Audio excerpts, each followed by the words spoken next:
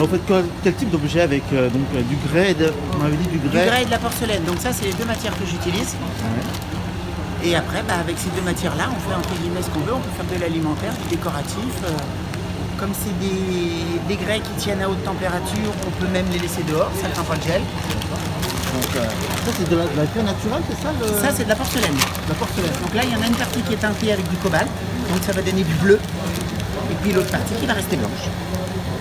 Une fois cuit, ça va donner des petites poubelles qui sont là-bas, en haut, au milieu.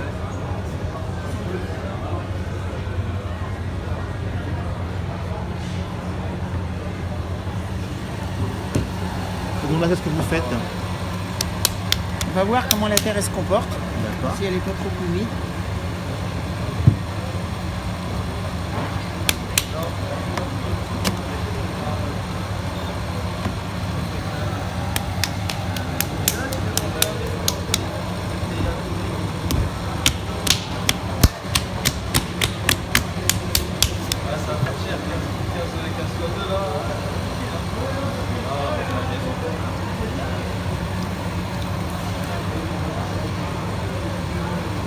On va commencer par la coller.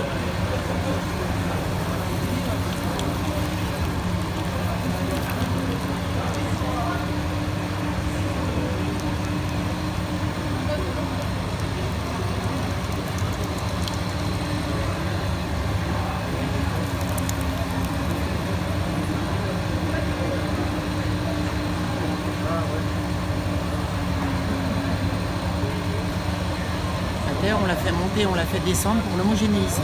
Donc en fait, on ne tourne pas avec ses yeux, on tourne qu'avec ses mains. C'est que le ressenti des mains.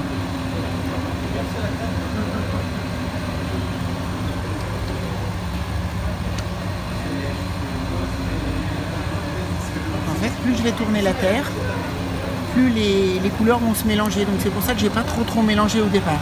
D'accord. Pour qu'à la fin, quand la pièce est finie, que j'ai encore des nuances. Sinon après c'est pas moche, mais je me retrouve avec une pièce qui est toute bleue unie.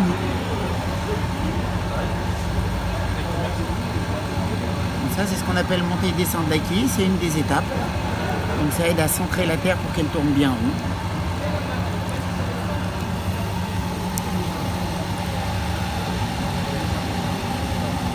Il faut une température particulière. Pour tourner, Oui. la température qui supporte vos mains. D'accord. C'est-à-dire quelqu'un qui est capable de tourner à 2 degrés, on peut tourner à 2 degrés. D'accord. Bon après moi à 2 degrés, je sens plus grand chose avec le bout de mes doigts. Mais le séchoir sert à quoi du coup alors? Parce que en fait, voilà, en fait, je vais utiliser mon super sèche-cheveux parce qu'en fait ici, il n'y a pas eu du tout de chauffage de cette nuit et il y avait de l'humidité. Donc en fait, j'ai des pièces qui sont tellement molles que je suis venu avec l'option coiffeur. Potier, option coiffeur. Voilà, donc avoir quelque chose qui tombe bien. Oui, des cailloux.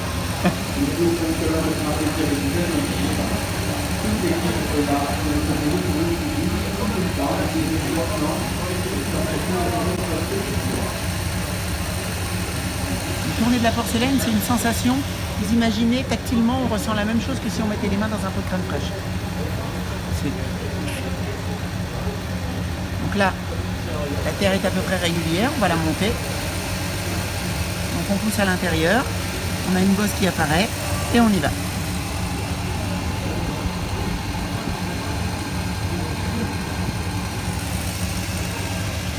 Donc là on voit bien qu'il y a des terres mélangées.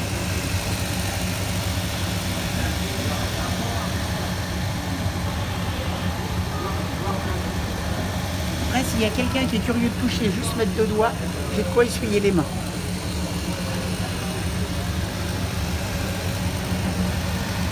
Donc là, je fais la forme que je veux. On monte toujours un cylindre. Après, si je décide de faire une forme ouverte, je vais tirer, je vais ouvrir. En avant la musique, c'est parti.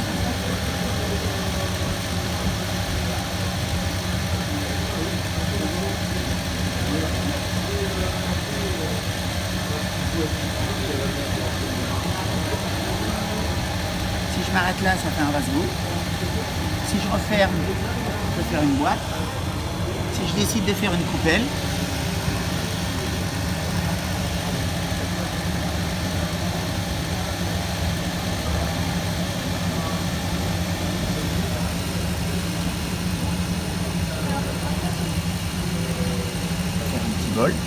Alors après, il faut faire attention avec la porcelaine parce que si on ouvre trop vite, elle a tendance à faire cloc. Parce que c'est très mou. Comme on est sur quelque chose qui tourne, il y a la force centrifuge. Donc un truc mou plus la force centrifuge, ça se finit rarement bien.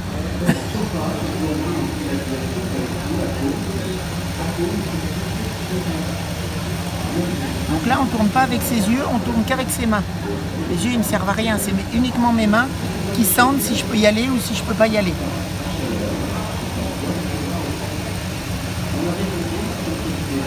Ça fait combien de temps vous faites ce métier là? Ça fait 10 ans que je suis sorti de l'école et qu'ils m'ont gentiment donné mon service. Vous avez été formé où hein? Je suis retourné à l'école où ils prenaient entre guillemets les vieux, je suis retourné au plus fort dans la Nièvre. C'est le seul endroit où j'ai trouvé un endroit où on formait les gens. Qu'est-ce que vous faisiez avant? Avant, j'ai travaillé pendant 25 ans dans l'hôtellerie et la restauration. C'est une reconversion purement par hasard. Je ne sais pas ce qui s'est passé dans ma tête à un moment. J'avais jamais touché le terre de ma vie. Puis un jour, je faisais des courses avec quelqu'un de ma famille et je l'attendais à la caisse.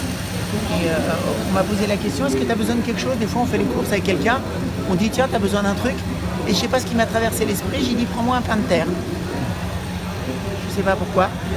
Je suis rentré chez moi, j'ai commencé à faire des têtes, mais obligatoirement de personnes âgées avec plein de rides. Pour moi, une tête, il y a obligatoirement des rides. Ça représente ce que l'on est vraiment, comment on a vécu, nos origines, enfin il y a plein de choses dedans. Et puis au bout de 6 mois, je n'avais pas lâché l'affaire, donc j'ai cherché un endroit où on pouvait passer un CAP en tant qu'adulte.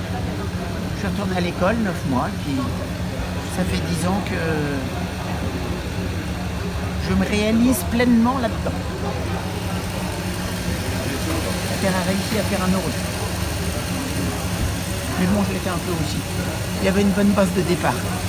Où est-ce qu'est passé mon éponge? Qu'est-ce que vous faites là En fait, je retire ce qu'on appelle la barbotine, c'est de la terre mélangée avec de l'eau. Parce que l'eau, une fois qu'on a tourné, ça ne nous sert à rien du tout, à part à nous embêter. Ça s'arrête là. Donc là, l'idée, c'est de l'amener beaucoup plus ouverte. Donc on va faire un petit truc. On va arrêter ça, on va mettre sur la vitesse automatique et on va le faire tourner tout le temps à la même vitesse. Et je vais coincer mon chauffage ici.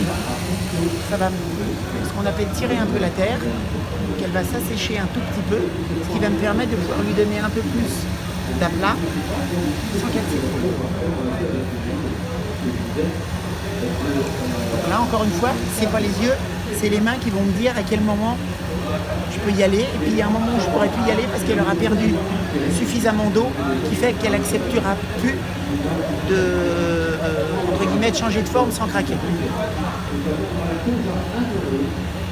Donc après, la couleur de l'eau, entre guillemets, j'en ai rien à faire. Elle ne me pose aucun problème.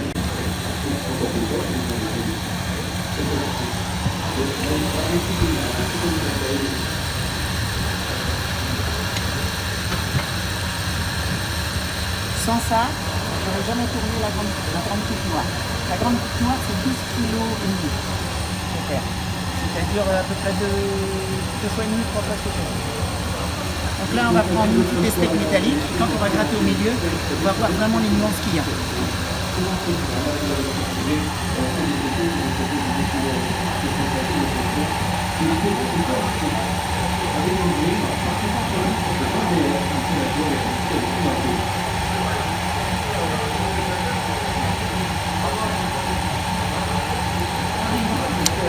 Donc là, ce qui est gris très foncé, ça va sortir bleu-bleu, mais un bleu soutenu. Tout ce qui est gris clair, ça va se balader dans les bleus, un peu comme la coupe qui est la plus claire là-bas en porcelaine, les 3 petites. Et voilà.